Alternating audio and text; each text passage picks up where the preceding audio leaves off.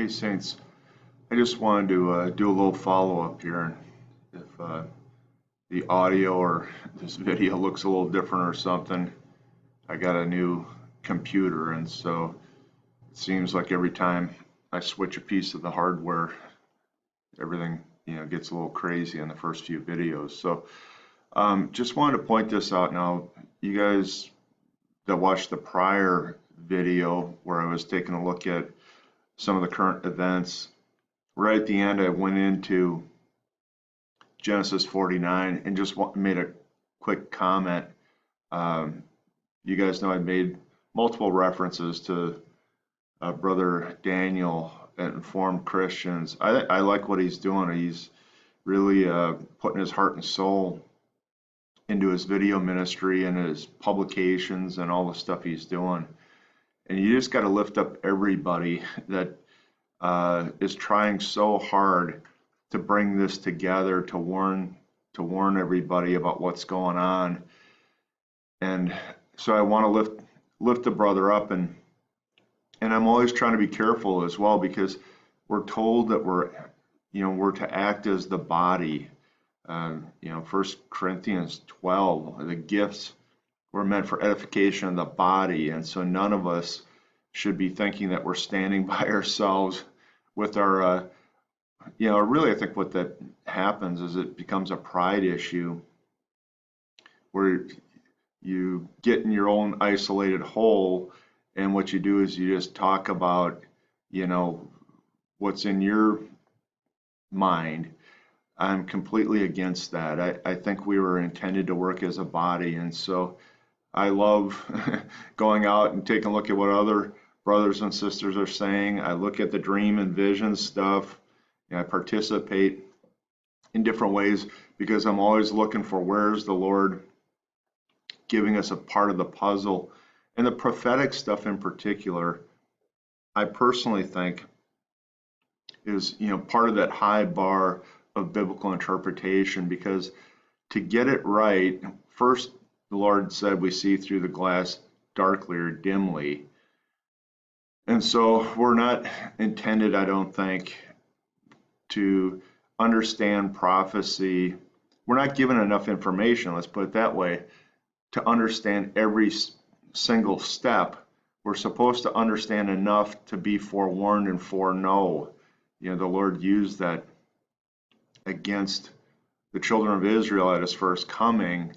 You can discern the signs in the weather, but you didn't understand the signs of the times. And so there is a forewarning and foreknowing that we're held accountable to. And that's what most of these ministries are doing, is they're trying to get enough of this to be convincing so that you are forewarned and you foreknow. And you take a lot of abuse for trying. But we also have to be careful, all of us, that this is the high bar of biblical interpretation in my mind, because we're given word pictures, we're given types and shadow. You have to understand hermeneutics, you have to understand historical setting, context. There's a lot to hold in constant, I don't know, what you say, it's like a set of biblical interpretation rules that all of the rules, could be in play in any given passage, and it's just a lot to hold together. But, that's why we can study this. The Lord had Moses writing this down 3,500 years ago. That's why people have been able to study this for 3,500 years. And as Daniel 12 says, in the last days, the biblical understanding is going to increase dramatically. And so I think that's where we're at. So I'm taking a look at Genesis 49:10 again. The last time I made the comment that some of the statements in Genesis 49:10 and especially in 11 appeared to be pointing to the Lord's second coming. And now the brother this morning, Daniel Vallis, going back to Informed Christians, he did a better job. He talked about the secondary nature of the fulfillment. Look at that, the warranty expires on my new computer. Let me try and get rid of that. Sorry about that. This morning, Brother Daniel went through Genesis 49:10 and 11, and he talked about the early fulfillment and the latter fulfillment, and the part that rang true to me, put it that way, that was a little bit different than the way I was looking at the passage on the last video, is that he got the ordering. He referenced the ordering. And so listen to this now. The scepter shall not depart from Judah, nor the lawgiver from between his feet, until Shiloh come, and unto him shall be the gathering of the people. See, that's next. And then you got the binding his foal under the vine, and his ass under the choice vine. He washed his garments in wine, and his clothes in the blood of grapes. And on the last video, it said, see, that it screams the tribulation description to me.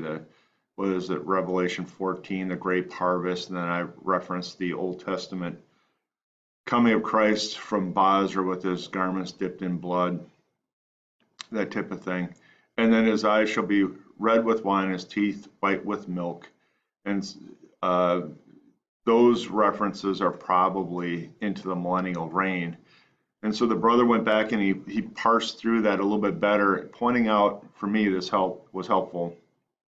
The gathering of the people reference was before, the tribulation reference. And that was important because, it becomes more plausible for me that the rest of his interpretation about this being fulfilled with the celestial, being pointed to with the celestial events in the sky, it gets much more credibility again to me, because God doesn't get the order wrong.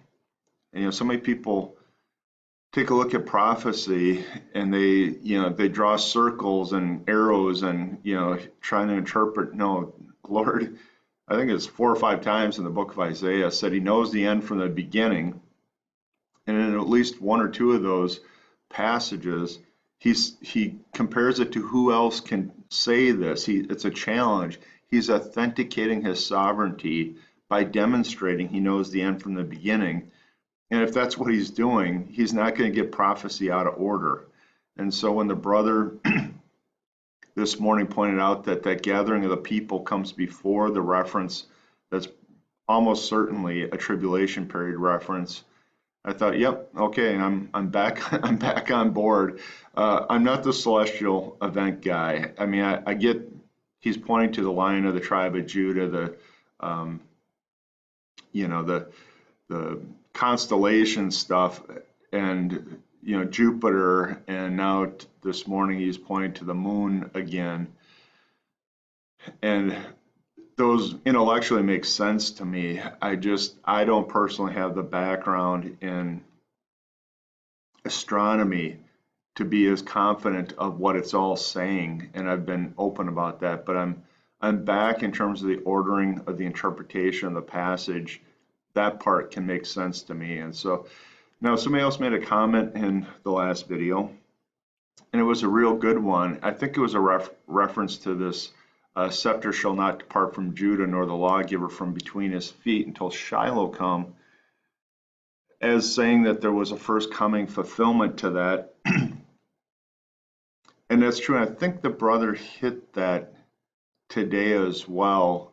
I'll just put one more thing in there that I remember reading from somewhere, and that's the problem, is you never know when you're going to trip back into these verses and something's going to be important. But I think the Jewish people in the first century had a real issue, because when the Romans took away the Jews' right to declare capital punishment, they thought prophecy had been broken based, I think, on this passage, because to them the scepter, the ultimate function for the ruling scepter, had to do with being able to issue capital punishment. And as you know, like in the days of Jesus, why did they go to the Roman army for the final carrying out of the execution or hanging Christ on the cross. Why was it Pontius Pilate? Why wasn't it, that the Jewish, Sanhedrin or whatever carried out that execution? It's because the death penalty was removed from their oversight. I want to say it was in like third or fourth AD. Somebody could probably put that into the Google and get it right. But just in terms of just being technical on that front, if that was the concern, Christ had already been born yet, and they just didn't know it. And so the lawgiver was with them. They just didn't know it. And when the Romans took away the capital punishment, they had a problem because they thought this prophecy was broken. But, in the first coming fulfillment, it really wasn't. So there's one more little tidbit, but the brother did point to Christ's first coming. The gathering of the people would be potentially the rapture, and then the garments washed in the blood of grapes being a tribulation reference. I'm in complete agreement. And then this last thing, his eyes shall be red with wine, his teeth white with milk. I'm not exactly sure what your teeth being white with milk would mean, but if that is a millennial reference, the whole thing flows in order. Like I say, I'm back on board at that point. So that's it. I mean, it's pretty exciting. I'm not the constellation guy, but the brother really believes that the constellation and the signs and the stars, and I think he lists 40 other things that he's been looking at, the Star of Bethlehem and all this stuff that has recently happened. And it seems very compelling. I wish Brother Reese Wise would jump in on some of these comments, because I know he studied the constellations and the stars and all that too. But as far as I can tell, Saints, that part of what Brother Daniel is doing is great. And I think also his all of his looking at the movies and the other news stuff that he's doing, I think he does a fantastic job of that too. So let's go take a look now at some of these videos that I've been looking at this morning. Okay, and so here's Brother Daniel Vallis's Informed Christians site. This is the video I was talking about from this morning. He's got titled Embracing the Promises. And so, yeah, I'll copy paste that into the link into this video down below. But go take a look at that. And then, this is just my subscription feed, but we've got Brother Stephen Ben-Nun, who's in the Czech Republic, and he's got relatives, and the relatives are all in this region, and he spends a lot of time now translating news articles out of Russia because of what's going on there with the threat of war, with NATO circling Russia on the borders there. And he's saying that the tanks are moving into the Donbass region in Ukraine. And you guys remember when the U.S. overthrew, or NATO, whoever you want to say was behind it, but the Ukrainian government was overthrown, and the president was deposed, and a new person was put in place that was very friendly to the NATO war effort. And part of that, the response, Russia immediately moved in and claimed Crimea, where they had their port. And part of their defense of that was that Crimea was heavily Russian in terms of population. Well, then there was fighting on the northeastern half, really, of Ukraine. Donbass region in particular, I think, is over there. But 90% of that region was Russian, and Putin said several times that he's going to defend his people, and most people believe that a lot of the Russian-friendly troops that are fighting against the current Ukraine government on the east, where they had to drop the ceasefire, that there was Russian orchestrated resistance going on. Well, now if tanks are surrounding Donbass, is Putin going to consider that an act of war? And so we gotta figure this out. But the tanks are rolling in there, so there's live video footage here. From, well, you got Paul Bagley reporting on Stephen Ben Danoon, but you also have this prior one here. Putin knows nuclear war is imminent. This is again Stephen Ben Danoon. And you see, these are all very recent, 13 hours ago, 12 hours ago. And he's reporting Alex Jones just did a broadcast in the last day sharing that President Putin's urgent plea to the world that we are teetering on the brink of nuclear war. And I'm not sure that this is just an overexcitable situation. I think, we've been building, NATO's been building troops in Poland, where they just, President Obama was just there for a NATO summit of some sort, and many people thought that was the last agreement then to start war with Russia. I don't know if that's true or not, but that, there's the rumor mill kicking in. And then Putin has been threatening that, the Ukraine government is agitating him at every point, and then we just agreed we just started putting more troops into that region, or the U.S. has as well, and so that's stoked up, and we just put missile systems, the THAAD system, in South Korea, which the North Korean Kim Jong-un says was an act of war. And then we got the South China Sea, where it looks like the international court's going to rule against China.